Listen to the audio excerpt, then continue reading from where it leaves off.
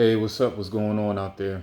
I was checking out this video where Whitlock is going to be talking about this white nationalist, Nick Fuentes, basically is saying the same thing that Jesse Jackson said about being around so-called black people. The comments Jesse Jackson made was about 20 or 30 years ago. But it was kind of interesting, so I'm going to let the video play and leave my commentary. And I will tell you this as plainly as possible. I don't want to live around black people. I just don't. It would be irresponsible if I had a wife and kids to live near black people. It just would be. And that's not to say that every black person is violent. It's not to say that every black person is the same way. But we watch the news. We read the papers. He should have started off saying what he's the last part first and preface what he said. He should just skip all that and just say, "Hey, I don't I don't want to live around you niggas at all." That's what he should just stick with.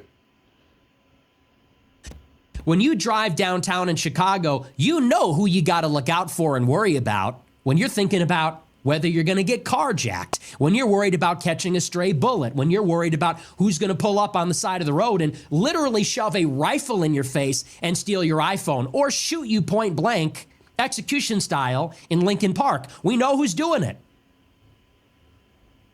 I don't want to live near them. I don't want to be near them.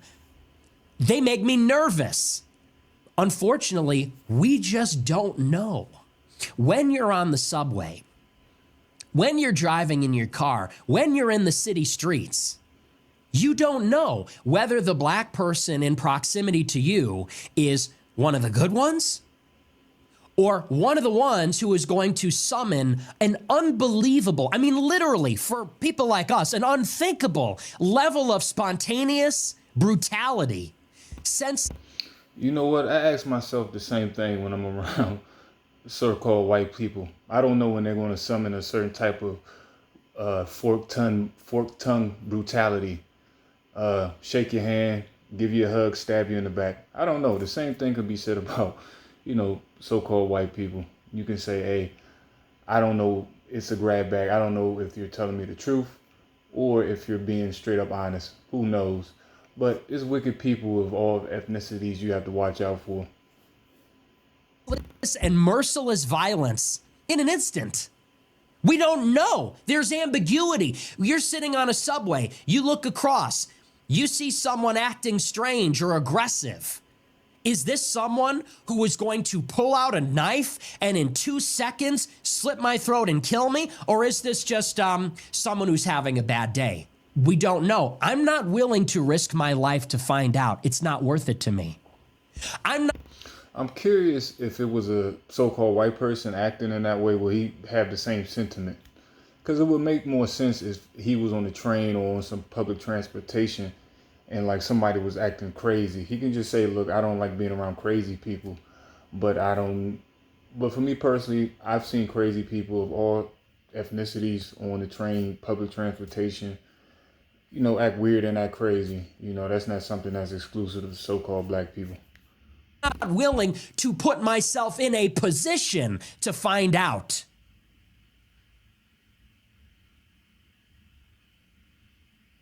What he just said is difficult to hear. It's not the proper reaction. I'm not going to say it's difficult to hear or the proper reaction. That's his reaction. That's how he feels. He's totally 100%, free and clear to feel and think however he wants to.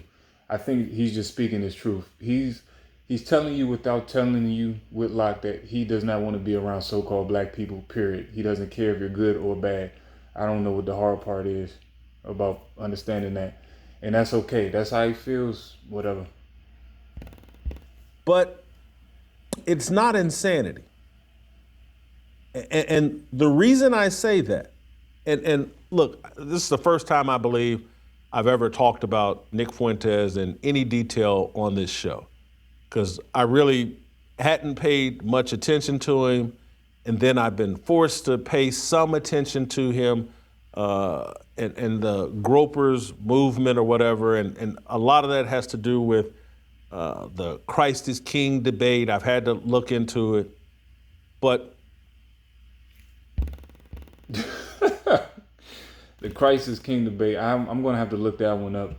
Um, I'm just curious what Nick Fuentes' point of view is on that, seeing that, I know many people don't know or don't care or don't think this, but, you know, so-called Messiah is what you would consider a so-called black person. I get his response, and I'm going to tell you why. Because I believe it was in 1993. Jesse Jackson, the leader of the Rainbow Coalition, the wannabe heir to Martin Luther King,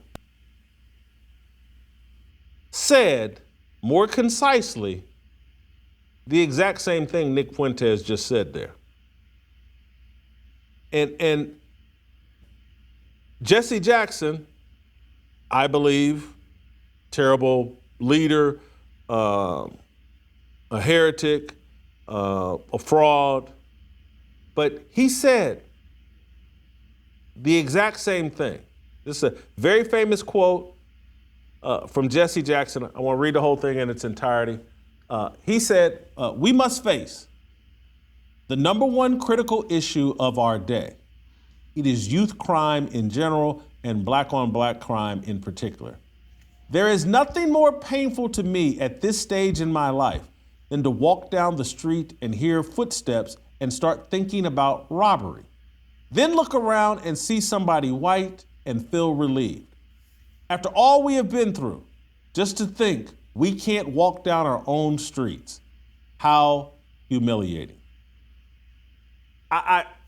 It's hard to track that. I remember this. I lived through.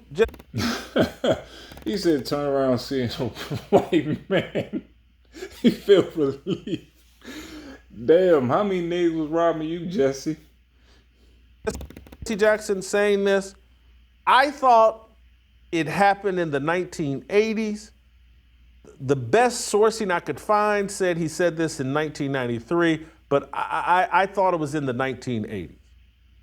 And what he said there, and he got in a lot of trouble, and the liberal media jumped down his throat and made him backpedal and made, oh, this is terrible. How dare you say this? Don't you know white people are to blame for everything? But Jesse Jackson said basically the same thing Nick Fuentes said last night. And both of them, heretics. And I'm not saying that there's no one that I know, regardless of color, who hasn't had those thoughts flash through their head. Yeah, that's the end of the video right there. Well, like I said, it was an interesting video to see, different points of view. Like what Nick Fuentes was saying, basically, to me, he was just basically saying, I just don't want to be around so-called black people, which is fine. That's totally up to you. And Jesse Jackson just said, look, I love my people probably, but I just don't want to turn around and walking down the street 12 o'clock at night in Harlem and see a nigga and just have a panic attack. But that's one thing that that goes back into the good book. I know, some people don't believe in it. It is what it is. But the good men and the good women out there are going to know what I'm talking about, the curses, in the good book on the anointed people. You're going to have an evil eye towards your brother. You're going to have an evil eye towards, your kids, etc., etc. Everything points towards the, so-called black people, especially in America. But, that was an interesting take, from Nick Fuentes right there, and Whitlock giving his opinion on it. But leave your commentary. Let me know what you think.